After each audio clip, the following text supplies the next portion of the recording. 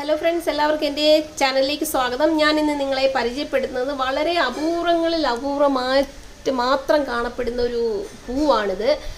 ഇത് ആരെങ്കിലും കണ്ടിട്ടുണ്ടാകുമോ എന്നെനിക്ക് സംശയമാണ്. വളരെ അപൂർവമായിട്ട് ചിലരൊക്കെ കണ്ടിട്ടുണ്ടാകും, ചിലർ ഫോട്ടോയിൽ കണ്ടിട്ടുണ്ടാകും, ചിലർ പറഞ്ഞു കേട്ട അറിവുണ്ടാകും. എന്നാൽ നേരിട്ട് കണ്ടവർ വളരെ കുറവായിരിക്കും എന്ന് എനിക്ക് ഉറപ്പാണ്. ഇപ്പം നിങ്ങൾ വിചാരിക്കുന്നുണ്ടാകും ഇത് റഫ്ലേഷ്യ അല്ലേ എന്ന് ചിലർക്ക് സംശയം വരും. റഫ്ലേഷ്യ എന്ന് പറയുന്നത് ഏറ്റവും എന്താ പറയുക biggest flower in the world എന്ന് പറഞ്ഞ് നമ്മൾ ജനറൽ നോളജിലൊക്കെ പഠിച്ചിട്ടുണ്ട്. അതിന് വളരെ രൂക്ഷമായ ഫൗൾ സ്മെല്ലാണ്. അതായത് ഡെഡ് ബോഡീസൊക്കെ ഒരു 2 ദിവസം പുറത്ത് കിടന്നാലുണ്ടാവുന്ന ആ ഒരു സ്മെല്ലായിരിക്കും ആ റഫ്ലേഷ്യ എന്ന് പറയുന്ന പൂവിന്. എന്നാൽ ഇത് റഫ്ലേഷ്യ അല്ല, പക്ഷേ ഏതാണ്ട് സമാനമായൊരു വലിയൊരു പൂവാണ് കേട്ടോ. നല്ല സൈസിലുള്ളൊരു പർപ്പിൾ കളറിലൊരു പൂവാണിത്. ഇതിനും പൂത്ത് വരുന്ന സമയത്ത് ഈ പറഞ്ഞ ഫൗൾ സ്മെൽ, എന്തോ ചത്ത് ചീഞ്ഞ് നാറുന്ന ആ ഒരു സ്മെല്ല് തന്നെയാണ് ഇതിനും വരുന്നത്. പക്ഷെ പൂത്ത് കഴിയുമ്പോൾ ആ സ്മെല്ലെല്ലാം മാറിക്കഴിയും. അപ്പോൾ നമ്മുടെ പറമ്പത്ത് കിട്ടിയ ഒരു ചേനപ്പൂവാണിത്. ഇതുകൊണ്ടൊരു വിഭവം ഉണ്ടാക്കാനാണ് പ്ലാനിങ്. അപ്പോൾ ഞങ്ങൾ വിചാരിച്ചതെന്ന് വെച്ചാൽ ഈ മീറ്റൊക്കെ, അതായത് ഇറച്ചി ഉലർത്തിയൊക്കെ ഉണ്ടാക്കുന്ന ആ ഒരു രീതിയിൽ ഇത് ഉണ്ടാക്കി നോക്കാം എന്ന് വിചാരിക്കുവാണേ. അപ്പോൾ ആദ്യമായിട്ട് ഇതാ ചീനിച്ചട്ടി വെച്ചു, പിന്നെ കുറച്ച് എണ്ണ ഒഴിച്ചു, കടുക് ഇട്ടു. 3 പാചകറാണിമാർ ആണ് ഇത് തയ്യാറാക്കുന്നത്. അപ്പോൾ ഇതൊക്കെ നേരത്തെ കട്ട് ചെയ്ത് വെച്ചിട്ടുണ്ട്. അതായത് പച്ചമുളക്, സവാള, തക്കാളി, ഇഞ്ചി, വെളുത്തുള്ളി ഒക്കെ കട്ട് ചെയ്ത് വെച്ചിട്ടുണ്ട്. ഇപ്പോൾ ഇതാ കടുക് ഇട്ടു, ലേശം ചെറിയ ഉള്ളി ഇട്ടു, കറിവേപ്പില ഇട്ടു, വറ്റൽ മുളക് ഇട്ടു. എല്ലാം ഇളക്കിക്കൊണ്ടിരിക്കുകയാണ്. മറ്റേ അടുപ്പത്ത് എന്താ ഉണ്ടാക്കുന്നതെന്നറിയോ? ചക്ക ചിപ്സാണ് അവിടെ ഉണ്ടാക്കിക്കൊണ്ടിരിക്കുന്നത്. ഇതാ വെട്ടുവാണേ, തന്നം പുന്നം അരിഞ്ഞ് തള്ളുവാണേ. കാരണം എങ്ങനെയാണ് ഇത് കട്ട് ചെയ്യേണ്ടതെന്ന് അറിയില്ല. ആദ്യമായിട്ട് ആണല്ലോ ഈ പ്രിപ്പറേഷൻ നടക്കുന്നത്. അപ്പോൾ ഒരു വലിയൊരു പൂവാണ്. ഈ രീതിയിലൊക്കെ ചക ചക ചക ചാ കട്ട് ചെയ്യുവാണേ. എല്ലാം അരിഞ്ഞ് തള്ളുവാണ്. എങ്ങനെയൊന്നും അറിയാൻ വയ്യ, അങ്ങ് അരിഞ്ഞ് തള്ളുവാണ്. ഇവിടെ അരിഞ്ഞ് വെച്ചിരുന്ന കൂട്ടുകളെല്ലാം അതിനകത്തിട്ടു വഴറ്റിക്കൊണ്ടിരിക്കുവാണ്. അപ്പോൾ ഇവിടുത്തെ മെയിൻ പാചകറാണി എന്ന് പറയുന്നത് എൻ്റെ അമ്മയാണ്. അമ്മയുടെ 2 അസിസ്റ്റൻസാണ് ഈ ജോലികൾ ചെയ്യുന്നത്.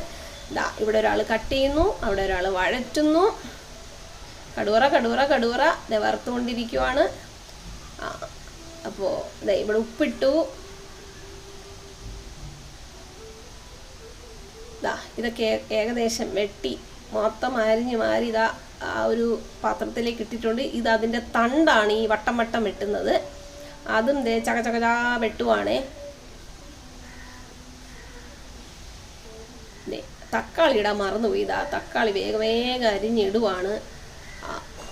അമ്മ അവിടെ ചിപ്സ് വറുത്തുകൊണ്ടിരിക്കുകയാണ്.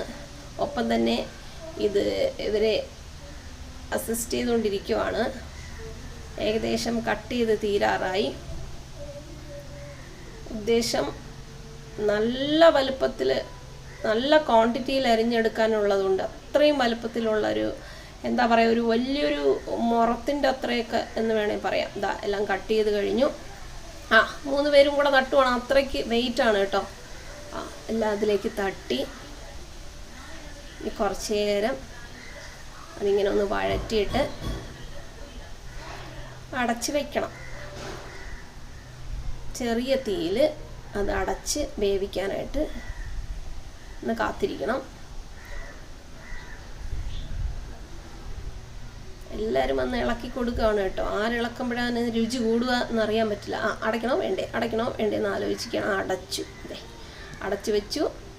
ഇനി ഒരു 5 മിനിറ്റ് മതിയാകും. അതായത് ചീരയൊക്കെ വേവുന്ന ആ ഒരു ടൈം മതി. ഇളക്കി വീണ്ടും ഒന്നുകൂടെ ഇളക്കിയാണ് അതിലേക്ക് മസാലക്കൂട്ടുകൾ, അതായത് മല്ലിപ്പൊടി, മുളക് പൊടി, മഞ്ഞൾപ്പൊടി, പിന്നെ ലേശം ഗരം മസാലപ്പൊടി എല്ലാം കൂടെ അതിലേക്ക് തട്ടി വീണ്ടും വഴറ്റുവാണ്. ലേശം എണ്ണ കുറവുണ്ടെന്നാണ് തോന്നുന്നത്. എണ്ണ ഒഴിക്കുന്നുണ്ട്, പറഞ്ഞ കറക്റ്റാണത്. എണ്ണ ഒഴിച്ചു, വീണ്ടും ഇളക്കുവാണ്. ഇപ്പം തന്നെ ഏകദേശം അല്പം വെള്ളം ഒഴിച്ചു കൊടുത്തു. വെന്തില്ലെങ്കിലോ എന്ന് വിചാരിച്ച് അല്പം വെള്ളം ഒഴിച്ചു കൊടുത്തു. ഇത് ആദ്യമായിട്ടൊക്കെ പ്രിപ്പയർ ചെയ്യണതാണ് കേട്ടോ. അപ്പോൾ ഇത് ഇറച്ചി ഉലർത്തിയതുപോലെ ഉണ്ടാക്കാനാണല്ലോ പ്ലാൻ. അപ്പോൾ അതുകൊണ്ട് തേങ്ങ പീസാക്കി അതും ഇതിലേക്കിട്ടു. ഇപ്പോൾ ഒരു നല്ല ഭംഗിയൊക്കെ വന്നിട്ടുണ്ട് അതിന്. ഏകദേശം റെഡി ആയിട്ടുണ്ട്. ഇത് കഴിച്ച് നോക്കി, അപ്പം ഏകദേശം ആ ഒരു രുചി തന്നെയാണ് വരുന്നത്. അപ്പം നിങ്ങളും ഇതുപോലൊരു പൂ കിട്ടുകയാണെങ്കിൽ ഈ രീതിയിലൊന്ന് ട്രൈ ചെയ്ത് നോക്കുക. Okay, bye bye, thank you.